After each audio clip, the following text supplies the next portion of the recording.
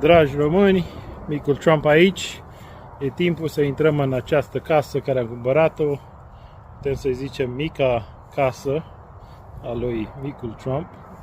Să vedem ce este. Am descuiat ușa mai devreme că Clanț are un tic. Și astăzi, nu pentru că nu vreau, ci că pentru vreau, voi purta o mască.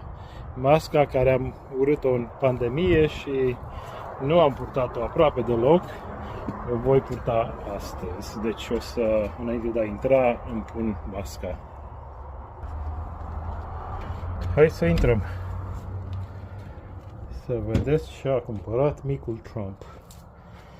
Ce credeți? Deci, o să... Înainte de a arunca toate aceste lucruri, o să trec prin ele, una câte una, să mă uit și eu așa, curios, dacă casa asta are 100 de ani, vreau să văd ce pot găsi, dacă găsesc ceva valoros sau... nu că mă uit eu după comori, dar așa, curios, că omul acesta care a stat aici, uite niște ardei iuți, stă în ea din 1990. A stat în ea. Asta este de 3 ani liberă, adică n-a stat nimeni în ea. Aici e dezastru, bineînțeles. Nu vreau să deschid frigiderul. Vă dați seama ce e în el. Ia uiteți. Aici este baia. Așa.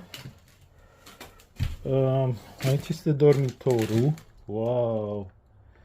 Nu am văzut asta când am venit prima dată, dar e ok.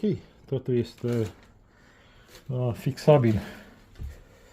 Așa, nu o să mergem până jos. Aici mai este o cameră. Nu știu care, aici, da. Nu știu ce voi face, cât voi repara, voi demola. Și mai are și beciul. Deci a plouat. Mai are și beciul aici. Au lemne. Un ăsta de apă, așa. Mașina de spălat, de uscat. Sunt pregătit să mă mut în ea. Nu cred că vrea soția, da? Nu, nici nu o să forțez. Cam așa.